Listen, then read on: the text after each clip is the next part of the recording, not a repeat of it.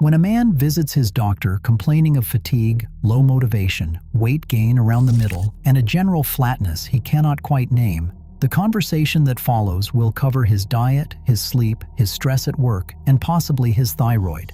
It will not cover his marriage. It will not cover the fact that he may be living, quietly and without much acknowledgement, in a sexless marriage.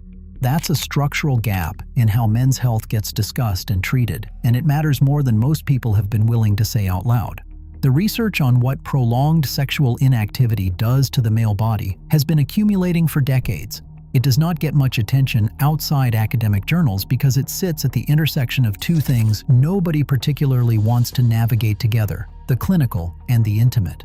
But the findings are consistent enough and specific enough that they warrant a conversation most men are not having, including with themselves. Start with testosterone.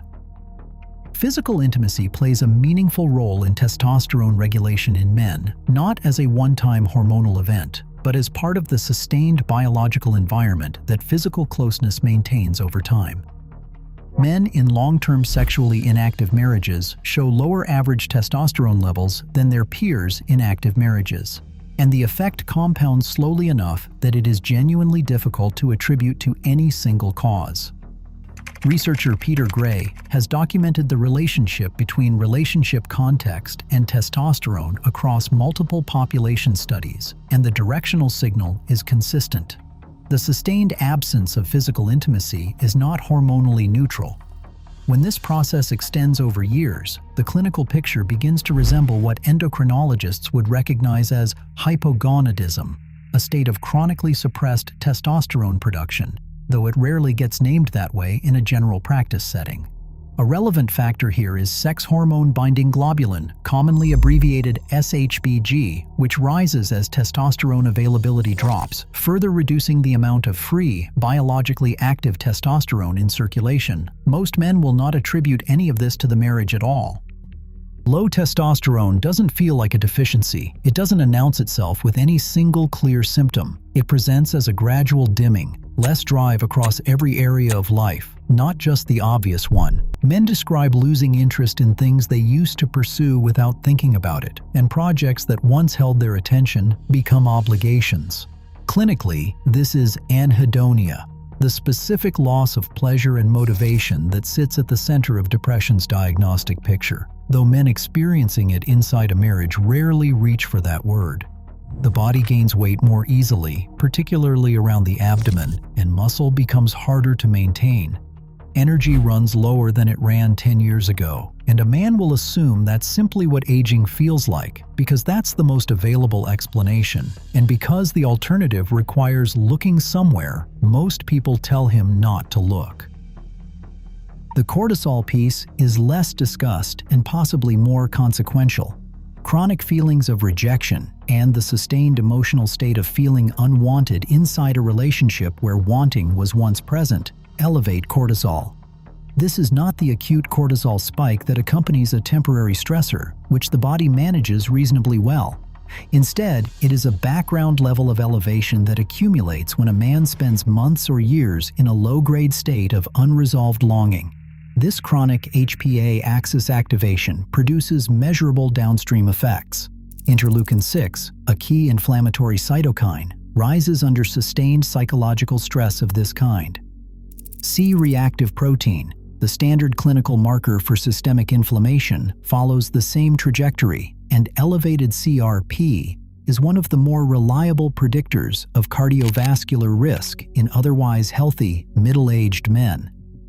Chronically elevated cortisol is associated with increased cardiovascular risk, disrupted sleep, reduced immune function, and a consistent tendency toward inflammatory conditions. It also deepens depression, which is the third piece. The depression that develops inside a sexless marriage is not always recognizable as depression, particularly not to the men experiencing it. Male depression frequently presents not as sadness, but as irritability, social withdrawal, and a kind of emotional flatness that the man himself will attribute to work pressure or general life stress. The anhedonia is there, the loss of interest, the motivational dimming, but it arrives gradually enough that it registers as personality rather than pathology. The distinction matters because he will not seek treatment for what he has not named.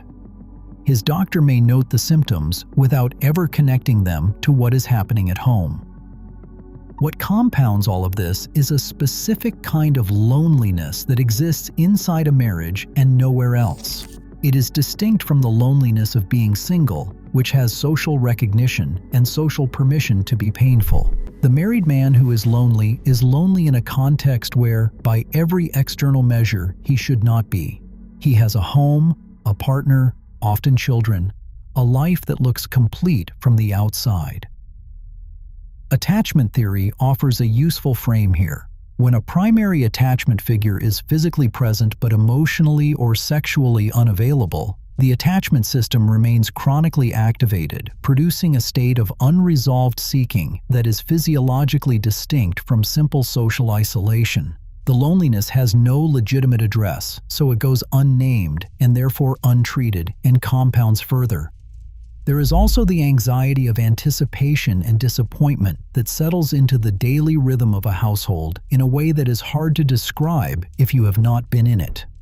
A man living in a sexless marriage becomes, over time, acutely attuned to small signals. The way his wife sits down at the end of the evening, the tone of a conversation before bed. He learns to read those cues and to adjust his expectations accordingly, usually downward. This ongoing low-level vigilance, hope managed carefully against the likelihood of disappointment, is its own form of chronic stress. It does not look like stress from the outside. It looks like a quiet man going to bed at a reasonable hour. Research on loneliness and physical health has become more rigorous and more stark over the past 20 years, and the effects are not minor. Chronic loneliness is now consistently linked to cardiovascular outcomes comparable to smoking 15 cigarettes a day. The mechanism involves a persistent activation of the body's threat detection system, the same cortisol pathway already elevated by the experience of sustained rejection. The two processes reinforce each other in ways that are difficult to untangle once they are established. The immune function data is specific.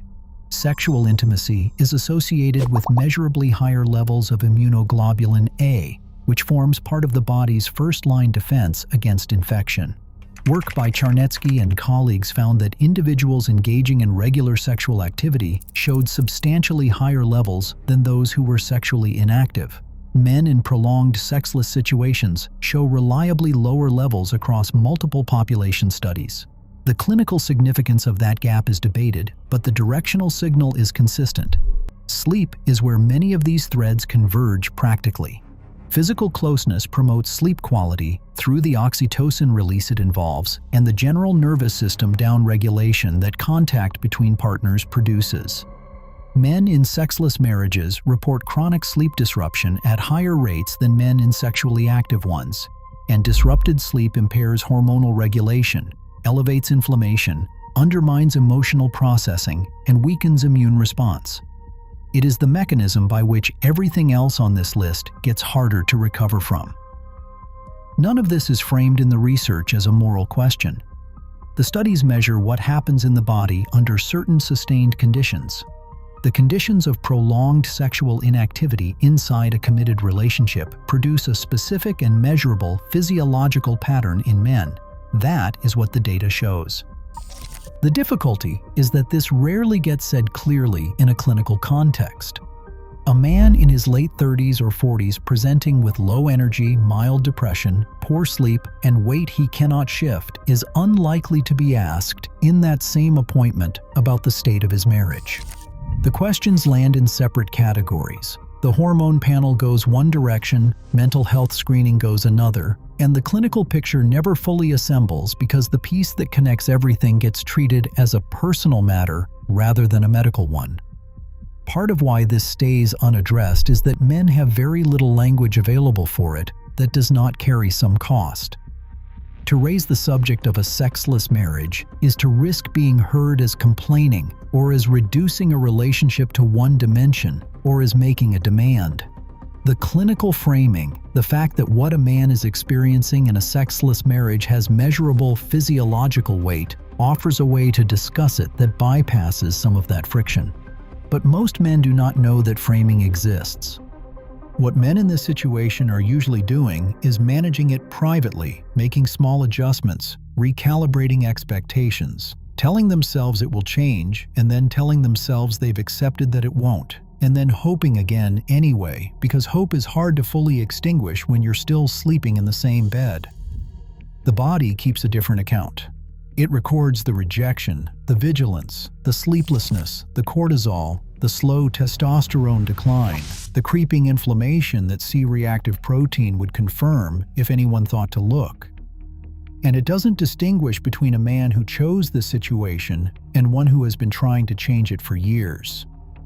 The body responds to what's present, not to what the man intended or what he tells himself about it. That account is what nobody reads out loud in the doctor's office. It's also what this channel is here to read.